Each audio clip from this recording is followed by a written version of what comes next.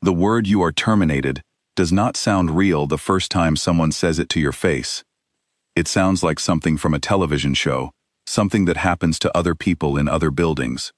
But when Gareth Holt said it to me in his office, on the 4th floor of Ashvale General Hospital, it sounded exactly as real as the cold coffee sitting untouched on his desk.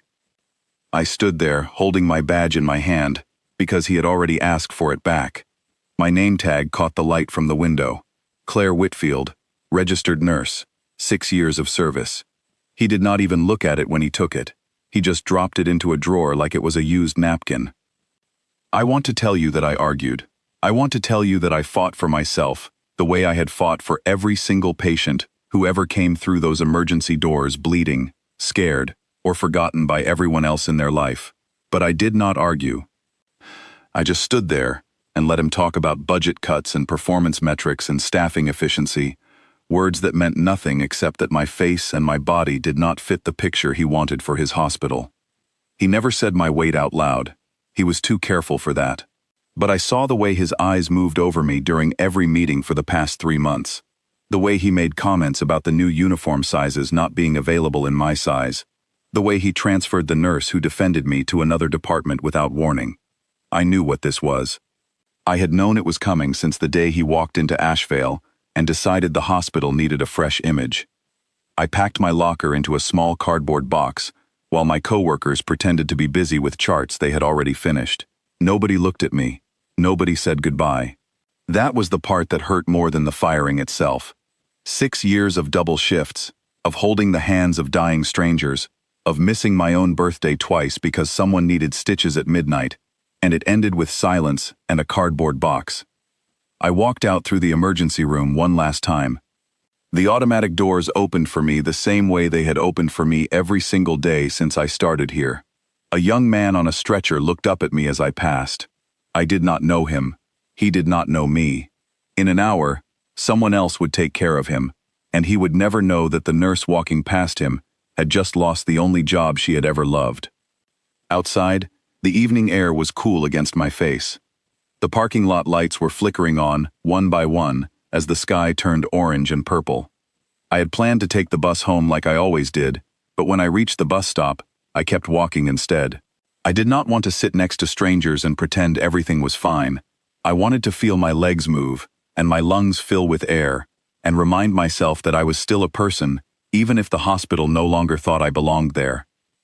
The city of Ashvale is not a big place.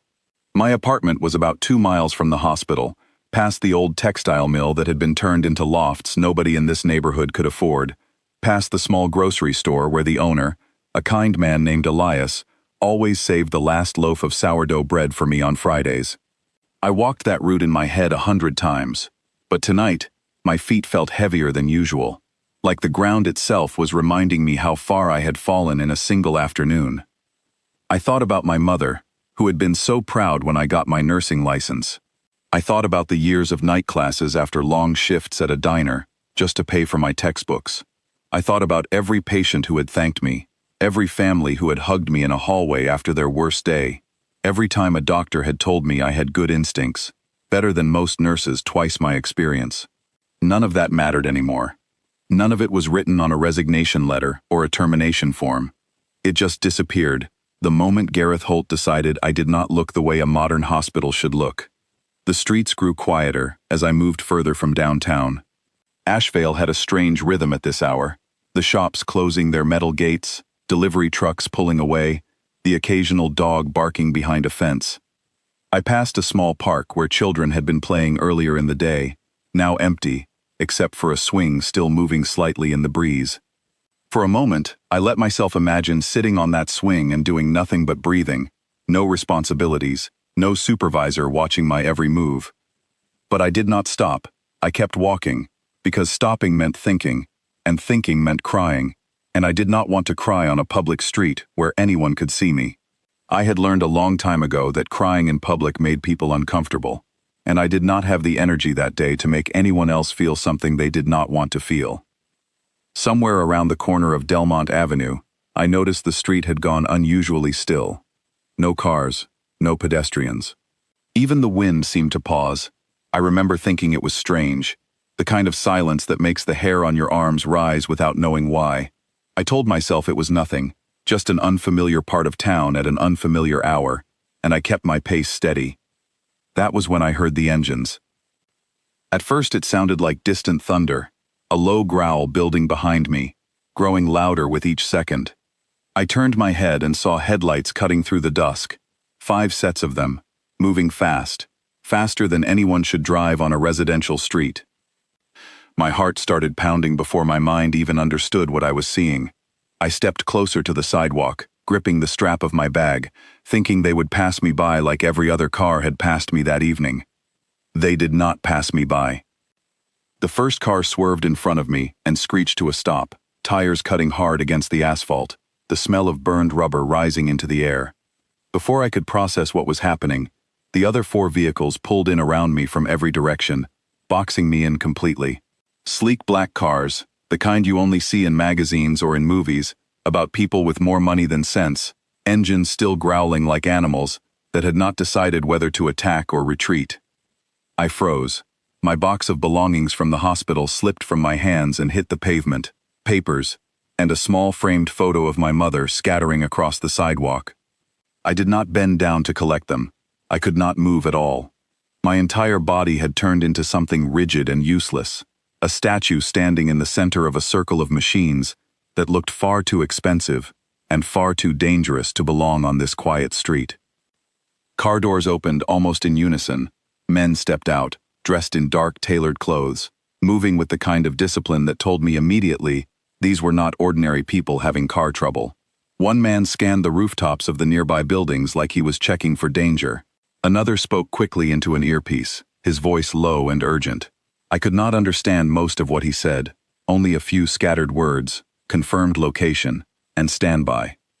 My mind raced through every possible explanation: a robbery, a mistaken identity, some kind of gang violence I had read about on the local news but never imagined witnessing myself, let alone being the center of it.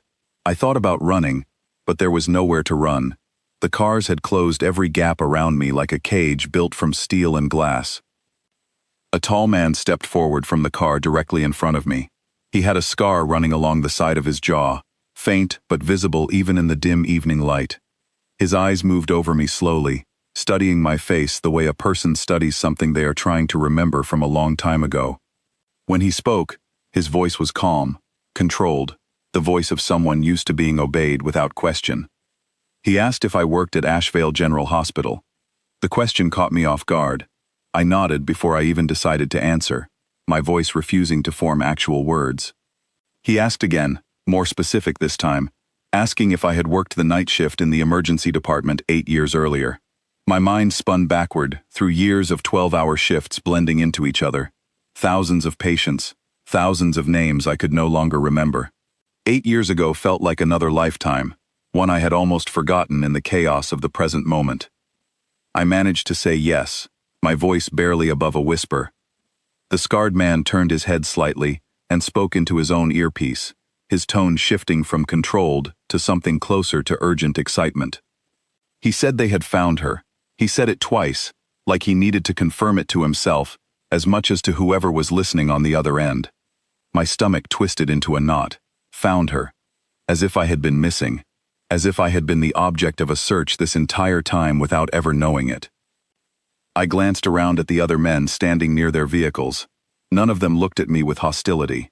If anything, their expressions had softened the moment the scarred man confirmed something about my identity.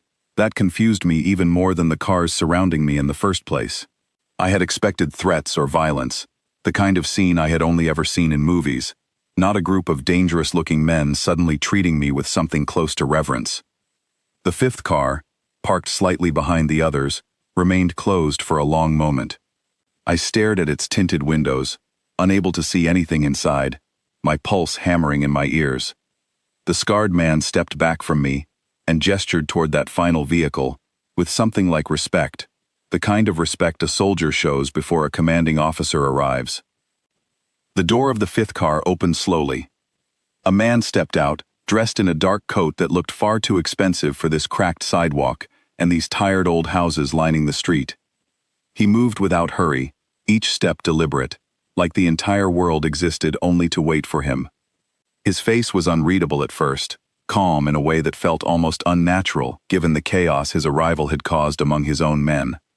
He walked toward me slowly, his eyes fixed on my face the entire time, studying every detail like he was comparing me to a memory carved deep into his mind. I stood frozen between fear and confusion, unable to speak, unable to move, my box of hospital belongings still scattered across the sidewalk behind me. When he finally stopped a few feet away, his expression changed. Something in his eyes softened, then cracked, then broke entirely. He whispered a single question, so quiet I almost missed it beneath the sound of 5 idling engines surrounding us. He asked if I remembered a boy named Leo. The name hit something buried deep in my memory, something I had not thought about in years, a small fragment of a night shift, long forgotten among thousands of others. Before I could answer, before I could even begin to understand what was happening, the man in the dark coat dropped to one knee in front of me, right there on the cracked sidewalk of Delmont Avenue, in front of his own men, in front of the entire quiet street. And for the first time since Gareth Holt fired me that afternoon, I felt the ground shift beneath me for a completely different reason. A man kneeling on a cracked sidewalk in front of 5 idling supercars is not something my mind was prepared to process. And yet there he was, his dark coat brushing against the pavement, his head bowed slightly, as if I were someone worth this kind of gesture. I stood completely still, my heart pounding so hard I could hear it in my own ears, waiting for someone to explain what was happening before my legs gave out beneath me. The scarred man who had first approached me stepped closer, his voice low but firm. He told me the man in front of me was called Victor Marlowe, and that I should not be afraid. That sentence alone made my fear grow instead of shrink, because in my experience, people only tell you not to be afraid right before something terrifying happens. Victor rose slowly to his feet, his eyes still locked onto mine, searching my face like he was trying to confirm something he had already decided was true the moment he saw me. His voice, when he finally spoke again, was steady but carried an emotion underneath it that I could not immediately name. He said my name, not asked, said it, like a fact he had carried in his chest for a very long time. Claire Whitfield. I nodded, unable to form words, my mind still trying to catch up with everything unfolding in front of me. He asked again if I remembered a boy named Leo, a young patient who had come through the emergency room at Ashvale General 8 years ago in the middle of the night, barely breathing, brought in by a woman who was too afraid to give her real name. Something in my memory shifted, a door opening slowly after years of being closed. I remembered a small boy, pale and shaking, with a fever so high the machines kept beeping warnings no one wanted to hear. I remembered a night when the attending doctor had already moved on to other patients, believing the boy's case was hopeless, some infection they could not identify fast enough, complications stacking on top of each other until most of the staff had quietly given up on him in their minds, even if they never said it out loud. I remembered staying 2 hours past the end of my shift that night, refusing to leave his bedside, running tests myself when no one else would prioritize them, calling a specialist at home and begging him to come in, even though it was not his shift either. I remembered holding that boy's small hand through the night, while his fever finally broke just before sunrise, remembered the relief on his face when his eyes opened, and focused on mine for the first time in hours. I never learned his last name. I never saw him again after he was transferred to a different unit for recovery.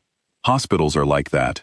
You save a life and then it disappears into the current of 1,000 other lives, other shifts, other emergencies waiting behind the next set of double doors.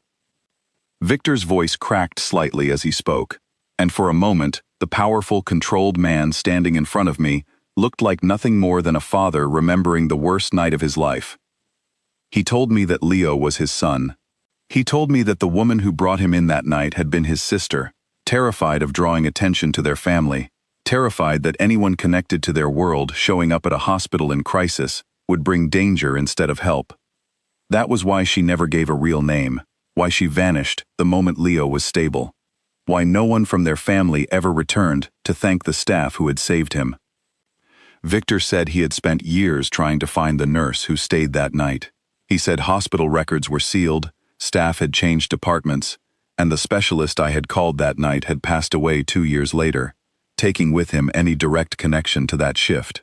He said he had almost given up entirely until one of his men, doing something unrelated at Ashvale General earlier that same week, overheard hospital staff discussing my termination in the hallway, using my full name in their gossip about the new administrator's decisions. That was how he found me. Not through years of careful searching, but through a conversation meant to last only a few seconds, a coincidence so small it could have easily been missed. I stood there, trying to absorb everything he was telling me, the pieces of an unfinished story from my own past, suddenly connecting into something enormous and unexpected. I asked him, my voice finally returning, how Leo was doing now. Victor's expression shifted into something warmer, something almost boyish, despite the years clearly written into the lines of his face. He said Leo was 15 years old now, healthy, strong, currently at boarding school 2 states away, completely unaware that his father had spent years searching for the nurse who saved his life. He said Leo talked about that hospital stay sometimes, remembered fragments of it, remembered a woman's voice that stayed calm, even when the machines around him were screaming warnings. The scarred man, whose name I would later learn was Dante Cole, stepped forward and quietly explained more about who Victor Marlowe actually was. He spoke carefully, choosing his words with the kind of respect that told me this was not a conversation meant to frighten me, but to prepare me for a truth I needed to understand before things went any further. Victor ran an organization that operated across several states, one with influence in industries most people never think about: shipping routes, private security contracts, real estate developments that quietly shaped entire neighborhoods without anyone realizing who was actually behind them. I understood immediately what Dante was trying to tell me, without saying it directly. Victor Marlowe was not simply a wealthy businessman. He was a man with power that extended far beyond anything I had ever encountered in my ordinary life as a nurse from a working-class neighborhood. The kind of power that could make a person disappear just as easily as it could make a person's dreams come true. Despite the danger implied in that truth, I did not feel afraid of Victor himself. His eyes carried none of the coldness I would have expected from a man in his position. Instead, they carried something closer to gratitude, so deep it seemed to physically weigh on him, gratitude that had waited 8 long years for a chance to be expressed. Victor asked why I was walking home instead of driving, why I was carrying a cardboard box filled with what appeared to be the contents of a work locker. I hesitated before answering, embarrassed suddenly by the truth of my situation, standing in front of a man whose wealth was obvious in the 5 vehicles surrounding us. I told him I had been fired earlier that day, that the hospital's new administrator had decided my body did not fit the image he wanted for Ashvale General, and that 6 years of dedicated service meant nothing in the end compared to how I looked in a uniform. The warmth in Victor's expression disappeared instantly, replaced by something sharp and dangerous, a coldness that reminded me exactly why his men moved with such disciplined fear around him. His jaw tightened, his hands curled slightly at his sides. When he spoke again, his voice had dropped into something quiet and controlled, the kind of quiet that felt far more threatening than shouting ever could. He asked for the name of the man who fired me. I told him, Gareth Holt. The administrator who had transferred hospital efficiency into a personal crusade against anyone who did not fit his narrow definition of professional appearance. Victor repeated the name once, memorizing it the way a person memorizes something they intend to act upon, rather than simply remember. Dante Cole pulled out his phone without being asked, already typing something into it, his expression focused and serious. Victor told me not to worry about anything related to my job, that this situation would be handled appropriately, that a debt this large could never be settled by mere gratitude alone. I opened my mouth to protest, to explain that I did not want trouble, that I did not want anyone hurt on my behalf, but Victor raised a hand gently, not in a threatening way, but in a way that told me the conversation about Gareth Holt had already concluded in his mind. He then asked me something that surprised me even more than everything that had come before it. He asked if I would allow him to give me a proper thank you. Not tonight. Not rushed on a street corner surrounded by cars and armed men, but somewhere calm, somewhere I could sit down and finally process everything happening around me. He said his family had waited 8 years for this moment, and he did not want our first real conversation to happen while I was standing in shock on a cracked sidewalk with my belongings scattered across the pavement. I looked around at the men still standing near their vehicles, at Dante quietly speaking into his phone, at the box of my old life spilled open behind me, papers fluttering slightly in the evening breeze. Nothing about this situation matched anything I had ever expected from an ordinary Tuesday evening. And yet, standing there in front of Victor Marlowe, I felt something I had not felt in months, something I had almost forgotten was possible, after years of being overlooked and underestimated by people who judged me before ever learning my name. I felt seen.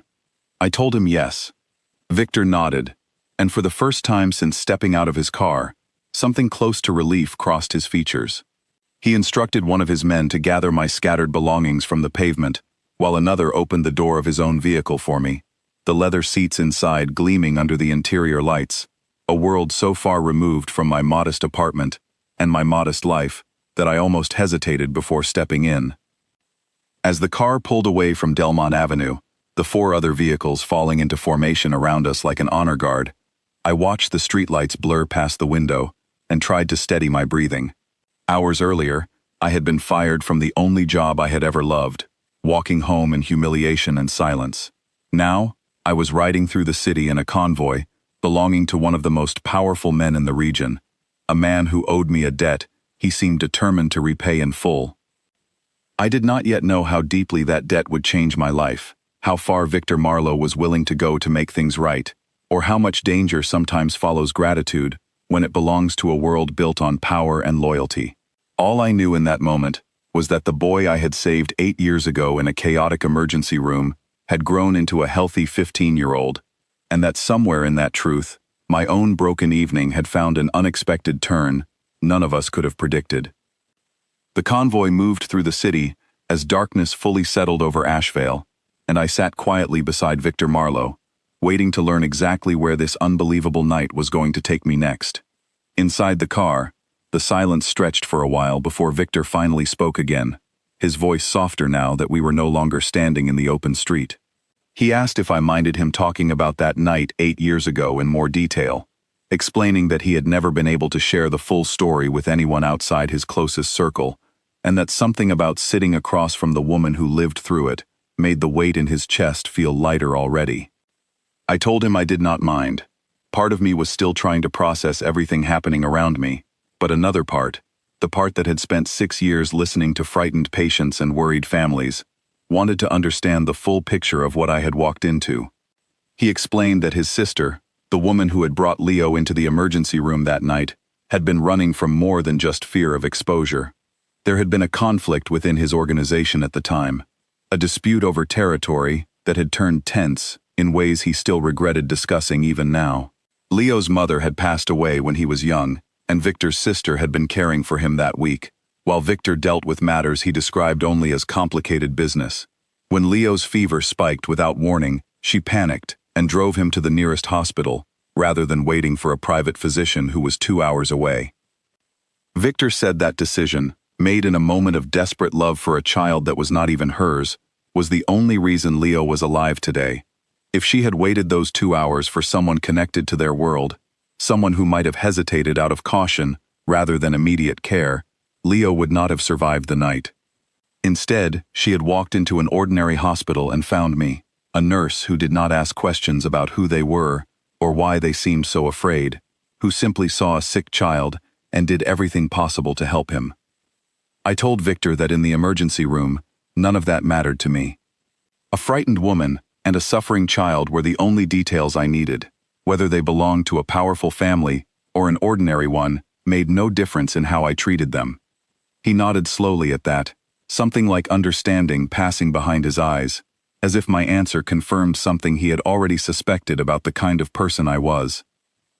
He asked about my life since then, careful and genuine in his questions, wanting to know how someone with that much dedication had ended up walking home with a cardboard box on the worst evening of her professional life.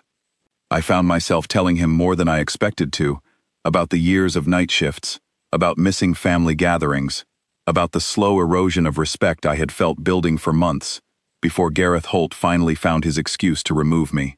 Victor listened without interrupting, his expression growing darker with every detail I shared, though his frustration never once felt directed at me.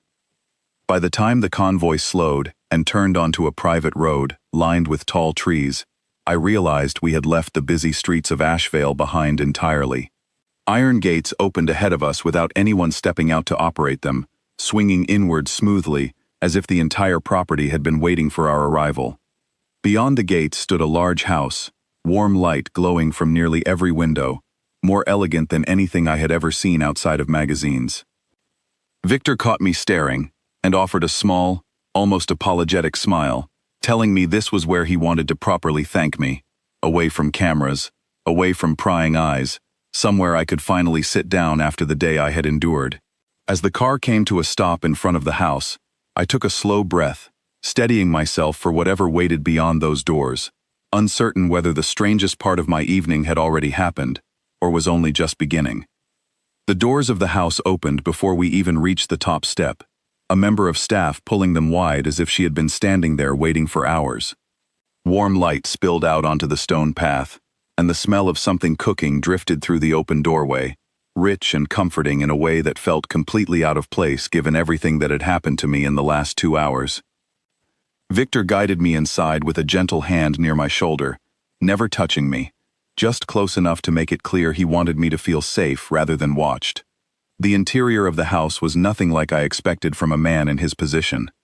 I had imagined marble floors and cold, sterile luxury, the kind of wealth that feels more like a museum than a home. Instead, the rooms were warm, filled with soft lighting, family photographs lining the hallway walls, and the faint sound of music playing somewhere deeper in the house. He led me into a sitting room with a large fireplace, already lit, casting flickering shadows across comfortable furniture that looked lived in, rather than staged for appearance. A woman appeared moments later, carrying a tray with tea and small sandwiches, setting it down gently on the table between us, before disappearing again, without a word.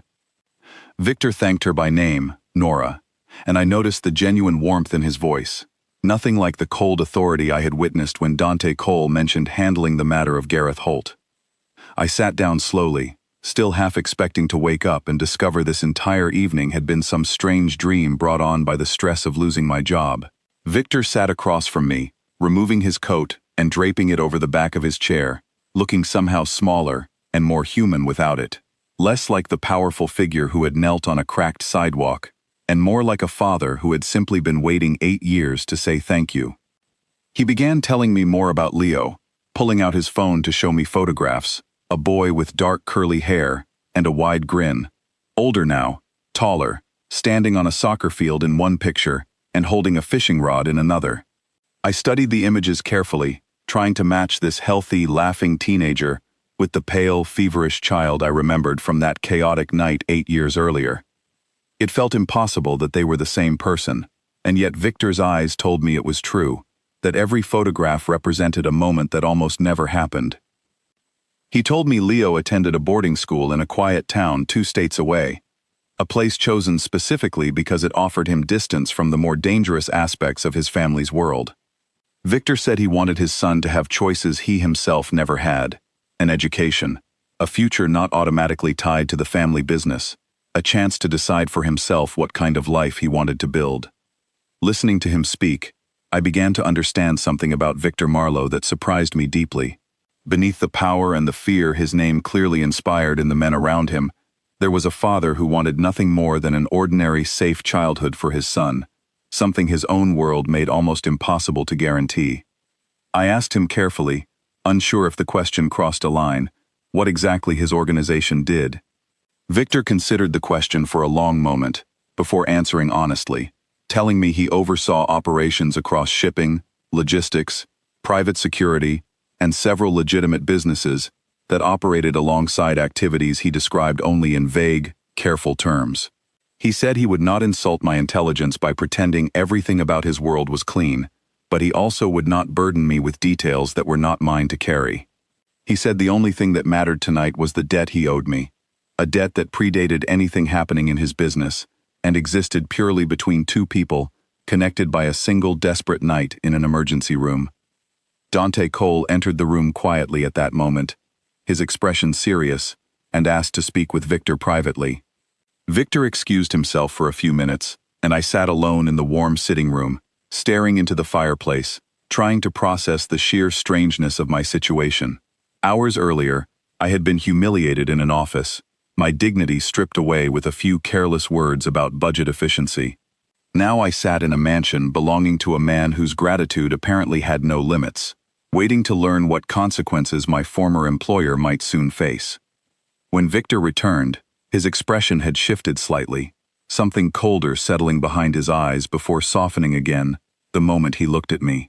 He sat back down and told me that Dante had already begun looking into Gareth Holt's background, uncovering financial irregularities within the hospital's recent budget decisions that suggested the new administrator's so-called efficiency measures were less about genuine cost savings and more about personal profit through unnecessary contracts awarded to companies connected to his own family. I felt a strange mixture of vindication and unease hearing this. Part of me wanted to believe Gareth Holt deserved whatever consequences were coming his way after the way he treated me, and likely others before me. But another part of me, the nurse in me who had spent years believing in fairness and due process, worried about what exactly consequences meant within Victor's world. I asked him directly, my voice steadier than I expected, what he intended to do. Victor met my eyes without hesitation and told me the truth. He said he had no intention of causing physical harm to anyone, that such methods belonged to a different era of his family's history, one he had worked hard to move away from since taking over leadership. Instead, he explained that his approach involved influence through legitimate and financial channels, pressure applied through hospital board connections he maintained through years of charitable donations to Ashvale General's expansion projects, connections that gave him significant leverage over decisions made at the highest levels of hospital administration. He said by morning, the hospital board would receive detailed information about Gareth Holt's questionable financial decisions, information that would be impossible to ignore given the source's credibility within their own donor network. He said Gareth Holt would likely be removed from his position within days, not through violence or threats, but through the same kind of institutional accountability that should have already existed to protect employees like me. I felt a wave of relief wash over me, followed almost immediately by disbelief that such swift justice was even possible for someone in my position. In 6 years of nursing, I had watched countless instances of unfairness within the hospital system, favoritism, discrimination, exhausted staff pushed beyond reasonable limits, while administrators focused on numbers instead of people. None of it had ever changed, because people like me had no power to challenge people like Gareth Holt. Now, through circumstances I never could have predicted, that balance had shifted entirely. Victor asked if I would consider returning to Ashvale General once Gareth Holt was removed, whether I still wanted that job after everything that had happened. I sat quietly for a moment, genuinely considering the question rather than answering automatically. I thought about the patients I had cared for over the years, about the specific joy of watching someone recover after a frightening night, about the community I had built with certain colleagues despite the difficult environment. But I also thought about the exhaustion, the unfair treatment, the years of feeling like my body was a liability rather than an asset, despite my competence never wavering. I told Victor honestly that I did not know yet, that everything happening tonight felt too overwhelming to make decisions about my future with any real clarity. He nodded, understanding, and told me there was no pressure to decide anything immediately, that whatever I chose, he wanted to ensure my path forward was one I chose freely, rather than one dictated by financial necessity or fear. He then said something that caught me completely off guard. He told me he wanted to establish a trust in my name, not as charity, but as a genuine acknowledgement of the debt his family owed me. He said the amount would be significant enough that I would never again need to worry about financial security, regardless of whether I chose to continue nursing, pursue something entirely different, or simply take time to rest after years of relentless work. He said Leo's life was worth infinitely more than any amount of money could represent, but that this was the only language his world understood when it came to expressing gratitude of this magnitude. I opened my mouth to protest, my instinct immediately rejecting the idea of accepting such an enormous gift for simply doing my job, for doing what any competent nurse should have done for a suffering child, regardless of who his family turned out to be. Victor raised a hand gently, stopping me before I could fully voice my objection. He said he understood my hesitation, that people like me, people who gave selflessly, without expecting reward, often struggled to accept generosity in return. But he asked me to consider it not as payment for saving Leo's life, since no amount of money could ever measure that, but as an investment in the kind of future where nurses like me never had to fear losing everything because of decisions made by people like Gareth Holt. The conversation continued late into the evening, moving between lighter topics and heavier ones. Victor asking about my family, my mother who had passed away 3 years earlier, my quiet apartment near the old textile mill, my small collection of houseplants that had somehow survived years of my exhausting work schedule. In turn, I asked him more about Leo, about his sister who had brought Leo to the hospital that night, about the careful balance he tried to maintain between protecting his family and running an organization that operated in dangerous territory. In the middle of our conversation, Victor's phone buzzed sharply against the table, and his entire posture changed in an instant. The warmth that had settled into his shoulders disappeared, replaced by the same rigid alertness I had seen the moment he stepped out of his car on Delmont Avenue. He glanced at the screen, his jaw tightening, and excused himself again, walking to the far corner of the room to answer in a low voice I could not fully hear. I caught fragments of the conversation, enough to understand something serious was happening. He mentioned a name I did not recognize, someone called Renner, and his tone sharpened into something commanding, the kind of voice that expected immediate compliance. Dante appeared in the doorway moments later, his own phone in hand, exchanging a quick, tense look with Victor, before both men stepped fully out of the room, leaving me alone with the fire and the sound of my own heartbeat. I sat there for several minutes, unsure whether to feel afraid or simply curious, watching the shadows dance against the walls while trying to imagine what kind of crisis could pull Victor away so suddenly, after an evening of careful warmth and gratitude. Nora returned briefly to check on me, offering a reassuring smile that did little to calm the uncertainty building in my chest. She said only that these interruptions happened sometimes, that I should not worry, and that Victor would return shortly. When Victor finally came back, nearly 20 minutes later, his expression had softened again, though a trace of tension still lingered around his eyes. He apologized for the interruption, explaining briefly that a rival faction operating on the edge of his territory had been testing boundaries recently, probing for weakness now that word had spread about his search for someone connected to his family's most private history. He assured me the matter was being handled, and that it had nothing to do with me directly, though something in the careful way he chose his words told me he was leaving out details meant to protect me from worry, rather than details that did not exist at all. I asked, hesitantly, whether my connection to him now, however small, put me in any kind of danger. Victor's expression grew serious, and he answered honestly rather than offering empty reassurance. He said that in his world, even small connections could sometimes become targets for people looking to strike at him indirectly, which was part of why he intended to ensure I had protection moving forward. Quiet, discreet protection that would not interfere with my life, but would remain available if ever needed.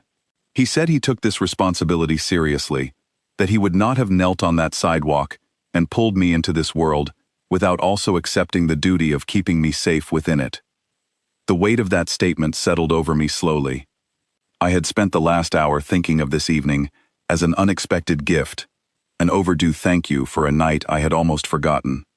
Now I understood, more clearly than before, that gratitude in Victor Marlowe's world came bound together with responsibility, protection, and a level of complexity I was only beginning to understand. Still, sitting there in the firelight, I did not feel regret. If anything, I felt a strange, steady sense of trust growing toward this man who had dropped to his knees for me on a cracked sidewalk hours earlier. As the fire slowly burned lower in the fireplace, Nora returned to refill our tea, and I realized with some surprise that hours had passed since I first walked into this house, feeling like a frightened stranger, surrounded by armed men and expensive cars. Somewhere along the way, that fear had transformed into something closer to comfortable conversation between two people, connected by an extraordinary coincidence. Victor eventually stood and offered to have one of his drivers take me home, apologizing for keeping me so long given everything I had already endured that day. As I gathered my things, including the box that had been carefully repacked by one of his men earlier that evening. He took my hand gently and told me again, with a sincerity that felt impossible to doubt, that he would never be able to fully repay what I had done for his family, but that he intended to spend the rest of his life trying. I left the house that night with more questions than answers, uncertain about the trust he wanted to establish, uncertain about my future at Ashvale General, uncertain about what it meant to suddenly be connected, however loosely, to a man whose influence extended far beyond anything I had ever encountered in my ordinary life. But beneath all that uncertainty, I felt something I had not felt in months, maybe years. I felt like my work, my dedication, the countless sacrifices I had made throughout my career, finally meant something to someone powerful enough to make a genuine difference. The car ride home was quiet, the driver respectful of my need for silence, as the city lights blurred past the window. When I finally reached my apartment, exhausted beyond words, I sat on my worn couch for a long time, staring at the ceiling, replaying every impossible moment of the evening. Somewhere out there, Gareth Holt was sleeping peacefully, completely unaware that his reckoning had already begun. And somewhere else, a 15-year-old boy named Leo was sleeping soundly at his boarding school, unaware that the nurse who once held his hand through a fevered night had just been welcomed into his family's world in a way none of us could have predicted. I did not know yet how much my life was about to change, or how deeply I would eventually become woven into the Marlowe family's story. But as I finally drifted off to sleep that night, for the first time since losing my job, I felt something close to hope. My phone rang at 7 in the morning, pulling me out of a sleep so deep I had almost forgotten the events of the previous night. For a brief, disorienting moment, lying in my own bed with sunlight cutting through the blinds, I wondered if the entire evening with Victor Marlowe had been nothing more than an elaborate dream born from exhaustion and heartbreak. Then I saw the unfamiliar number flashing on my screen, and everything came rushing back at once. I answered cautiously, my voice still thick with sleep. It was not Victor. It was a woman identifying herself as Priya Anand, a member of the Ashvale General Hospital Board of Directors, requesting an urgent meeting that morning regarding my employment status. My heart began pounding immediately, uncertain whether this call meant good news or something else entirely. I told her I could be there within the hour, and she thanked me with a tone that struck me as unusually warm for someone calling to discuss a termination that had happened less than 24 hours earlier. After hanging up, I sat on the edge of my bed for a long moment, staring at the small framed photo of my mother that one of Victor's men had carefully placed back into my recovered box the night before, the glass cracked slightly but still intact. I dressed quickly, choosing a simple blouse and slacks rather than a uniform, uncertain what kind of meeting awaited me. As I walked to the bus stop, my mind spun through every possible scenario. Perhaps the board simply wanted to discuss severance details. Perhaps this had nothing to do with Victor at all, and I was allowing my imagination to connect events that were entirely unrelated. But deep down, I suspected otherwise. The timing felt too precise, too deliberate to be coincidence. When I arrived at Ashvale General, the building looked exactly as it always had. The same automatic doors, the same familiar smell of antiseptic and coffee from the small cafe near the entrance. But something about walking through those doors as a former employee, rather than a current one, made everything feel slightly foreign, like visiting a childhood home that had been sold to strangers. Priya Anand met me in the lobby herself, rather than sending an assistant, a gesture that immediately told me this meeting carried more significance than a typical exit interview. She was a tall woman with kind eyes and a firm handshake, leading me toward the executive conference room on the top floor, the same floor where Gareth Holt's office was located, the same floor where my termination had happened less than a day earlier. Inside the conference room, 4 other board members sat waiting, their expressions serious but not unkind. Priya gestured for me to sit at the head of the table, an arrangement that felt strange given my recent status as an unemployed nurse, rather than someone deserving such consideration. She began speaking without much preamble, explaining that the board had received detailed documentation overnight regarding financial irregularities within Gareth Holt's recent budget decisions, specifically contracts awarded to a supply company owned by his brother-in-law, contracts that inflated costs significantly while providing lower quality materials than the hospital's previous suppliers. She said the documentation, arriving anonymously through channels connected to several of the hospital's major donors, had prompted an emergency review overnight, uncovering not only the financial irregularities, but also a pattern of discriminatory employment decisions made under the guise of professional standards. My termination, she said carefully, had been specifically flagged as an example of this pattern, one among several complaints from staff members who had felt targeted by Gareth Holt's leadership style over recent months. I sat quietly, absorbing information that confirmed everything Victor had promised the night before, feeling a strange mixture of vindication and disbelief that events could move this quickly. Priya continued, explaining that Gareth Holt had been placed on immediate administrative leave pending a full investigation, and that the board had unanimously voted to offer me full reinstatement to my previous position, along with formal back pay for the missed shift and a written apology acknowledging the unfair circumstances surrounding my termination. I asked, my voice steadier than I expected, what exactly prompted such a swift and thorough investigation overnight?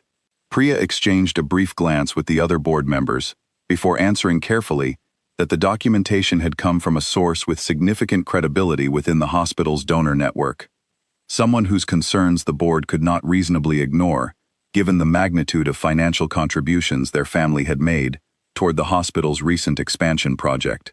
She did not say Victor Marlowe's name directly, and I did not ask her to, understanding immediately that some truths were better left unspoken in a room full of professional colleagues who likely had no idea about the world I had briefly stepped into the night before. One of the other board members, an older man with silver hair and glasses, spoke up to add that, beyond the reinstatement, the board wanted to offer me a promotion to charge nurse within the emergency department, a position that came with significantly increased responsibility, better compensation, and a formal role in shaping department policies going forward. He said the hospital recognized that voices like mine, experienced, compassionate, willing to fight for patients even when protocols suggested otherwise, had been undervalued for far too long within their institution. I sat there, absorbing an offer that, less than 24 hours earlier, would have seemed impossible. Not simply my old job returned to me, but an elevated position, a formal acknowledgement of years of overlooked dedication, delivered by the very institution that had discarded me so carelessly the previous afternoon. Part of me wanted to celebrate immediately, to feel nothing but triumph and relief. But another part of me, still processing everything that had happened with Victor Marlowe, felt uncertain about how much of this outcome represented genuine institutional reform versus simple fear of a powerful man's influence. I thanked the board for their offer, but asked for a day to consider my decision, explaining honestly that recent events had given me a lot to think about regarding my future. Priya nodded understandingly, telling me the offer would remain open, regardless of how much time I needed, and that regardless of my final decision, the hospital owed me a sincere apology for how I had been treated. As I left the conference room and made my way back through the familiar hallways of Ashvale General, several former colleagues stopped me along the way, their expressions a mixture of confusion and curiosity, clearly having heard rumors overnight about Gareth Holt's sudden administrative leave and my equally sudden reappearance in the building. I offered vague, polite responses, unwilling to explain the true series of events that had unfolded since my termination less than a day earlier. Walking out through the same automatic doors I had walked through in humiliation the previous evening, I noticed a familiar black car parked near the entrance, engine idling quietly. Dante Cole stepped out as I approached, his expression carrying a faint, knowing smile that told me he already understood exactly how my meeting with the hospital board had gone. He explained that Victor had asked him to check on me, to make sure everything with the board had proceeded smoothly, and to offer transportation home if I wanted it. I accepted, still slightly overwhelmed by how quickly and completely my circumstances had transformed since the previous evening. As we drove through the familiar streets of Ashvale, I asked Dante directly how much involvement Victor truly had in what happened with Gareth Holt overnight. Dante considered his answer carefully before responding, telling me that Victor had made a series of calls immediately after I left the mansion the previous night, contacting several members of the hospital's donor network personally rather than delegating the matter to subordinates. He said Victor had insisted on handling this particular situation himself, believing that a debt this significant deserved his direct attention rather than distant supervision through intermediaries. I asked whether Gareth Holt faced any consequences beyond losing his position at the hospital, uncertain whether Victor's idea of justice extended into territory I would find uncomfortable. Dante assured me that Victor had specifically instructed that no physical harm come to Gareth Holt, that the man's punishment would be limited entirely to professional and financial consequences resulting from his own documented misconduct. He said Victor had been very clear about this boundary, wanting the outcome to reflect genuine accountability rather than the kind of retribution that might have defined an earlier, more violent chapter of his family's history. That reassurance settled something uneasy in my chest that I had not fully acknowledged until Dante addressed it directly. As much as I resented Gareth Holt for the humiliation he had caused me, I did not want his downfall to come through violence, did not want my saved life 8 years ago to somehow connect, even indirectly, to harm inflicted on someone else, regardless of how much that person deserved consequences for his actions. When we arrived at my apartment, Dante handed me a small envelope before I stepped out of the car, explaining that Victor wanted me to have his direct contact information, along with a modest amount of funds meant to cover any immediate expenses, while I decided my next steps. He said Victor understood I might need time to think clearly without financial pressure influencing my decisions, and that the larger conversation about the trust he mentioned the previous night could wait until I felt ready to discuss it further. I thanked Dante and walked into my apartment building, climbing the familiar stairs to my small unit on the 3rd floor. Once inside, I sat at my kitchen table, staring at the envelope Victor had sent, my mind racing through everything that had happened in less than 24 hours. I had lost my job, been surrounded by dangerous-looking men and expensive cars, discovered I had saved the son of a powerful figure years earlier, and now sat holding an envelope from a man determined to reshape my future entirely. I thought about calling my closest friend from nursing school, Ellis Bramwell, someone I trusted enough to share even the strangest parts of my life with. But as I picked up my phone, I hesitated, uncertain how to explain any of this without sounding like I had lost my mind entirely. Instead, I set the phone down and simply sat in the quiet of my apartment, trying to process everything alone for a while longer before bringing anyone else into this unbelievable turn my life had taken. Later that afternoon, unable to sit still any longer, I decided to walk to the small grocery store owned by Elias, needing the simple normalcy of buying bread and vegetables after a day that had felt anything but normal. The bell above the door chimed as I stepped inside, and Elias greeted me with his usual warm smile, asking how my shift had gone the night before, clearly unaware that I no longer technically had a shift to speak of. I told him only a fraction of the truth, that there had been some trouble at work but that things seemed to be resolving themselves. He nodded sympathetically, sliding a fresh loaf of sourdough across the counter toward me, the way he always did, refusing payment despite my protest. Standing in that familiar shop, surrounded by shelves I had walked past hundreds of times before, I felt a strange comfort in the ordinary rhythm of my neighborhood, a grounding reminder that not everything in my life had transformed overnight, that some things remained steady and familiar, even as the rest of my world tilted sideways. Walking home with the bread tucked under my arm, I found myself replaying Dante's words about Victor's insistence on limiting Gareth Holt's punishment to professional consequences. It struck me how carefully Victor seemed to be managing the boundary between the man who kneeled on a sidewalk out of gratitude and the man capable of commanding an organization with far-reaching influence. I wondered how much effort it took him to maintain that boundary every single day, how many decisions he faced that tested exactly how far his restraint could stretch.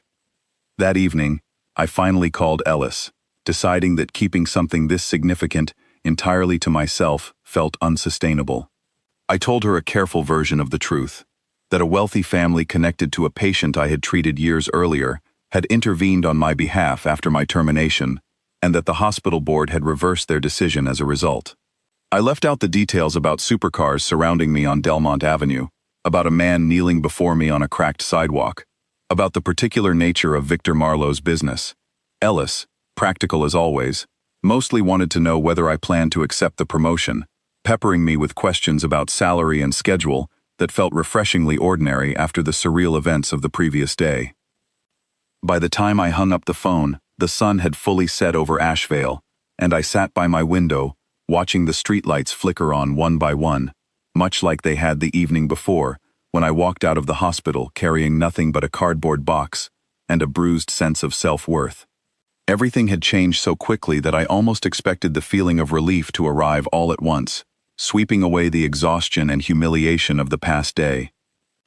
Instead, what settled over me was something quieter, more complicated, a recognition that my life now existed at the intersection of two very different worlds, one built on healing and quiet dedication, the other built on power, loyalty, and consequences delivered swiftly to anyone who crossed the wrong person. I opened the envelope Dante had given me earlier, finding inside not only a folded card with Victor's direct phone number, written in careful handwriting, but also a short handwritten note.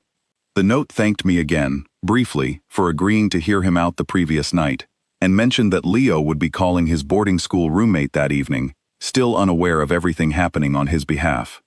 Reading those words, I felt an unexpected wave of protectiveness toward a boy I had not seen in 8 years, a quiet hope that his ordinary teenage life, soccer games and boarding school friendships, would remain untouched by the complicated world his father navigated on his behalf. Outside my window, the city of Asheville continued its ordinary rhythm, completely unaware of the extraordinary events unfolding within my small apartment. Somewhere across town, Gareth Holt was likely sitting in stunned disbelief over his sudden downfall. Somewhere else, Victor Marlowe was continuing his day, running an empire built on complicated foundations, while carrying gratitude toward a nurse he had spent 8 years trying to find. And somewhere in between those two worlds, I sat trying to figure out exactly who I wanted to become, now that everything I once knew about my own life had shifted so completely overnight. 3 weeks passed before I made my final decision about returning to Asheville General, 3 weeks that felt longer than entire years I had spent working double shifts in the emergency department. During that time, I visited Victor Marlowe twice more, each conversation revealing another layer of the complicated, careful man who had knelt before me on Delmont Avenue that first unforgettable evening. On my second visit to his home, I finally met Leo in person, home for a long weekend from boarding school. Taller than I imagined from the photographs, with the same dark curly hair and an easy laugh that filled the entire sitting room. Victor had not told him yet who I was, wanting to introduce us carefully, rather than overwhelming his son with the full weight of the story all at once. Instead, he simply told Leo that I was a friend, someone important to their family, and watched with quiet emotion as Leo shook my hand politely, completely unaware that this same hand had once held his through a fevered, terrifying night 8 years earlier. Eventually, over dinner that evening, Victor told him the truth, gently, carefully, watching his son's face shift from confusion to disbelief to something overwhelming as the pieces connected in his mind. Leo turned to me with wide eyes, asking question after question about that night, about what he had been like as a sick child, about whether I remembered anything specific from those hours I had spent by his bedside. I answered as honestly as I could, describing small details I still remembered clearly, the stuffed rabbit he had clutched throughout the night, the way his fever finally broke just as the sun began rising outside the hospital windows. By the end of that dinner, Leo hugged me tightly, his voice thick with emotion as he thanked me for something he had been too young and too sick to properly understand at the time. Victor watched us with an expression I had come to recognize well during my visits, a rare, unguarded happiness that seemed to exist only in these private moments away from the pressures of his larger world. During those 3 weeks, I also learned more about the trust Victor wanted to establish, sitting through careful, transparent conversations with his financial advisors, who explained exactly how the funds would work, ensuring I understood every detail rather than simply accepting generosity blindly. I eventually agreed to accept a portion of what Victor originally proposed, enough to provide genuine security and freedom in my life, but not so much that it felt disconnected from the modest, grounded existence I had always known. Victor respected my decision without argument, though I could tell he wished I had accepted the full amount he originally intended. As for my position at Asheville General, I ultimately decided to accept the board's offer, returning to the emergency department as charge nurse, rather than walking away entirely from the career I had built with so much sacrifice. Something about Priya Anand's genuine remorse during our meeting, combined with the promotion's promise of real influence over department policies, convinced me that staying and reshaping the environment from within mattered more than simply disappearing into early retirement, funded by someone else's gratitude. My first day back was strange in ways I had not fully anticipated. Colleagues who had avoided eye contact during my termination now greeted me with awkward warmth, uncertain how to address the obvious tension of everything that had happened. I handled these interactions with as much grace as I could manage, choosing not to hold lasting resentment against people who had simply been too afraid of losing their own positions to speak up on my behalf during Gareth Holt's brief but damaging leadership. Gareth Holt himself had been formally terminated within a week of my reinstatement, the investigation confirming exactly what Priya had described during our initial meeting: financial irregularities benefiting his own family at the hospital's expense, alongside a pattern of discriminatory decisions affecting multiple staff members beyond myself. I heard through hospital gossip that he had moved to a different state entirely, taking a position at a smaller, less prestigious facility, far removed from the influence and connections he had once enjoyed at Ashvale General. As charge nurse, I found myself with genuine authority to address problems I had witnessed powerlessly for years, adjusting scheduling policies that had burned out staff members for the sake of minimal cost savings, advocating successfully for better equipment in the emergency department, and creating a more supportive environment for nurses who did not fit whatever narrow image previous administrators had valued over genuine skill and dedication. Watching younger nurses thrive under policies I helped implement gave me a sense of purpose that felt even more meaningful than my promotion or increased salary. Victor and I remained in contact throughout those following months, our relationship evolving into something I never could have predicted, that first terrifying evening on Delmont Avenue. He would occasionally call simply to check on how I was doing, sometimes sending Leo along for brief visits when the boy came home from boarding school, their family slowly becoming an unexpected but genuine presence in my otherwise quiet life. I learned to navigate the careful boundaries of his world, understanding what questions were appropriate to ask and which topics remained respectfully unspoken between us. One evening, nearly 6 months after that first unforgettable encounter, Victor invited me to a small gathering at his home, celebrating Leo's 16th birthday. Walking into that familiar sitting room, now decorated with balloons and string lights, surrounded by Leo's laughing friends and Victor's carefully vetted guest list, I felt an overwhelming sense of how far my life had traveled since the humiliating afternoon I had been fired from the only job I had ever loved. Victor pulled me aside during the celebration, leading me onto the quiet back porch, overlooking gardens illuminated by soft evening light. He told me that watching Leo grow into the confident, healthy young man, laughing inside the house, never stopped feeling like a miracle to him, a miracle he attributed entirely to the dedication of a nurse who refused to give up on a dying child 8 years earlier, despite every indication that hope had already run out. He said that gratitude like his did not fade with time, that it only grew deeper the more he watched his son experience milestones that almost never happened. I told him honestly that my life had changed in ways I never could have imagined that terrifying evening, surrounded by supercars on Delmont Avenue. I told him that beyond the financial security and career advancement, what mattered most to me was the unexpected family I had gained through this entire experience. Watching Leo grow, sharing quiet conversations with Victor that revealed a complicated but genuinely good man beneath the powerful exterior his position demanded.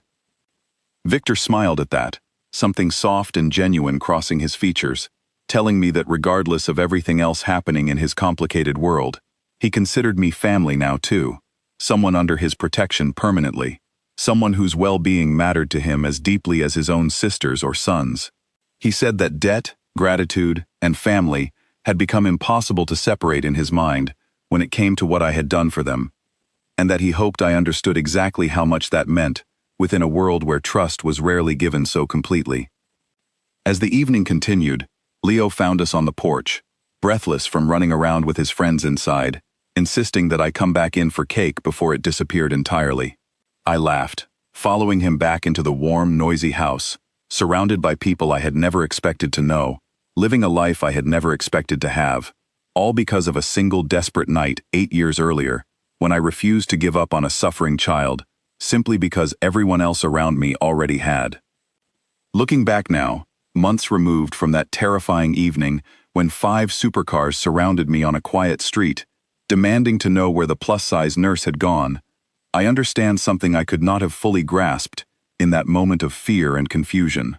Sometimes the smallest acts of kindness, offered without any expectation of reward, carry consequences far beyond what we could ever imagine in the moment we choose to offer them. I had simply been a nurse doing her job, refusing to let a frightened child slip away during a chaotic overnight shift. I never expected that single choice to eventually reshape my entire future, connecting me permanently to a family whose gratitude ran as deep and complicated as the world they navigated every single day. There was one evening, about 4 months into this new chapter of my life, when the complicated nature of Victor's world made itself known in a way I could not ignore. I had finished a long shift at the hospital and was walking to my car when Dante Cole appeared beside me, his expression tense in a way I had learned to recognize as genuine concern rather than routine caution. He explained quietly that the rival faction Victor had mentioned months earlier, the group led by a man called Renner, had grown bolder in recent weeks, and that intelligence gathered by Victor's people suggested they had learned about my connection to the Marlowe family. My stomach tightened at the news, old fears resurfacing that I thought I had already worked through. Dante assured me that additional security had already been arranged, quiet, careful measures that would not disrupt my daily routine, but would ensure I remained protected regardless of what happened. He drove me home himself that night, walking me to my door and waiting until I was safely inside before leaving. His presence, a steady reminder that Victor's promise of protection had never been an empty gesture. 2 days later, Victor called me personally, his voice carrying an apology I had not expected. He explained that the situation with Renner's faction had escalated into something requiring his direct attention, a territorial dispute that had nothing to do with me but had inadvertently placed me within its shadow simply because of my connection to his family. He told me, with a seriousness I had rarely heard from him before, that he intended to resolve the matter swiftly and permanently, ensuring that no lingering threat would ever reach someone he considered family. I asked him, my voice steadier than I felt, whether resolving the matter meant violence. Victor paused before answering honestly, telling me that in his world, some conflicts could not always be settled through financial pressure or legitimate influence, the way Gareth Holt's situation had been handled. He said he would spare me the details, not out of dishonesty, but out of genuine desire to keep my life as untouched by that darker side of his world as possible. He asked only that I trust him to handle it, and that I remain patient during the following week, while additional security remained close by. That week passed slowly, filled with a quiet tension I tried hard not to let affect my work at the hospital. I noticed unfamiliar cars parked near my apartment building some mornings, always at a respectful distance, never drawing attention from my neighbors. I said nothing to Ellis or Elias, unwilling to draw them into a situation I barely understood myself. By the following weekend, Dante contacted me again, his voice noticeably lighter, confirming that the matter with Renner's faction had been resolved, that the threat no longer existed, and that my life could return to its normal rhythm without the shadow of danger hanging over it. I never learned the full details of what resolution meant in that particular case, and I made a conscious decision not to ask. Some parts of Victor's world, I had come to understand, existed separately from the warmth and gratitude he showed me personally, complicated territory I chose to leave unexplored for the sake of my own peace of mind. What mattered to me was that Leo remained safe, that Victor remained committed to protecting the boundary between his dangerous world and the ordinary life I still wanted to live, and that the promise made on that cracked sidewalk on Delmont Avenue continued to hold true even when tested by real danger. My apartment near the old textile mill remained largely unchanged, my houseplants still thriving on the windowsill, my modest furniture still comfortable and familiar despite the financial security now available to me if I chose to use it. I had not transformed into someone unrecognizable overnight, had not abandoned the values that shaped me long before Victor Marlowe ever knelt before me on that cracked sidewalk. Instead, I simply carried forward the same dedication that had defined my nursing career, now supported by resources and connections I never could have imagined possessing.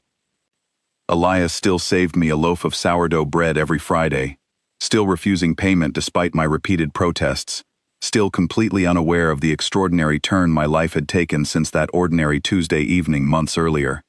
Ellis still called weekly, sometimes joking that my life now sounded like something from a dramatic television series. Though she never pressed too hard for details, I remained careful about sharing, even with my closest friend. As for Gareth Holt, I heard eventually that his new position at the smaller hospital ended within a year, his pattern of favoritism and financial mismanagement apparently following him, regardless of location. I felt no satisfaction in his continued struggles, only a quiet confirmation that character, once revealed, rarely changes simply because circumstances shift from one institution to another. On quiet evenings, sitting on my worn couch with tea in hand, I sometimes found myself thinking back to that specific moment on Delmont Avenue, the screech of tires, the smell of burned rubber, the terrifying uncertainty of being surrounded by strangers demanding to know my identity. I remembered the fear that had gripped me completely in those first confusing moments, fear that had transformed so quickly into something entirely different once Victor Marlowe knelt before me and revealed the truth behind his desperate search. I think about Leo often, now approaching 17, still healthy, still laughing, still completely unaware most days of how close he came to never experiencing any of the ordinary teenage milestones he now took for granted. I think about the specialist I had called, that fevered night years earlier, a man who had passed away before ever learning the full impact of his willingness to come in on his night off. I think about all the small, seemingly insignificant choices we make during ordinary days at work, never knowing which ones might eventually alter the entire trajectory of someone else's life, or our own. Victor still calls occasionally, still visits when his schedule allows, still treats me with the same careful, genuine gratitude he displayed that very first evening. Our connection remains complicated in ways I continue navigating carefully, balancing my ordinary life as a nurse with an unexpected relationship to a family whose influence extends into corners of the world I will likely never fully understand. But despite that complexity, I have never once regretted agreeing to hear him out that terrifying evening, never once regretted the choices that led me from a humiliating termination to an unexpected family, bound together by gratitude, loyalty, and the simple truth that kindness, even when unrecognized in the moment, rarely disappears without eventually finding its way back around.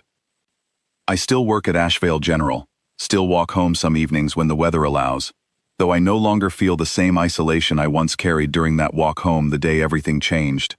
The city of Ashevale continues its ordinary rhythm around me, unaware, for the most part, of the extraordinary story that began on Delmont Avenue, with 5 supercars and a desperate question about where to find a plus-size nurse who had once refused to let a suffering child slip away, choosing instead to hold his hand through the darkest hours of his young life, never imagining that single choice would eventually change everything about her own.